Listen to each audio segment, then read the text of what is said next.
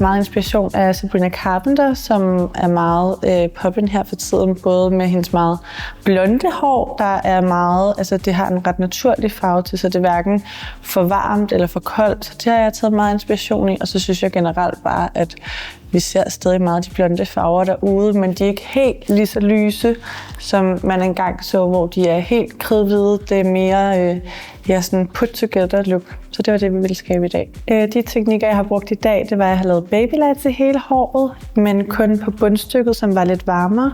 Og så var spidserne, de var ret klare i det, så dem har jeg forpigmenteret med noget 9G, og efterfølgende så gik jeg og lavede min final glossing. De produkter, jeg har brugt i dag, det har været godt, som jeg har brugt i det våde hår, som jeg har lagt ind i nogle baner i hovedbunden for at skabe noget løft. Og så i det tørre hår, så har jeg brugt root tease for ligesom at få de her elementer af hår, der ligger ind mod ansigtet, til at skille sig lidt mere ad, så det får lidt mere tekstur. Mit bedste pro-tip er trust the process. Hvis du har blandet din opskrift rigtigt, så kan det godt være, at det ser meget uhyggeligt ud, mens den ligesom processer, men det kommer til at være helt perfekt, hvis bare at du har blandet din opskrift rigtigt.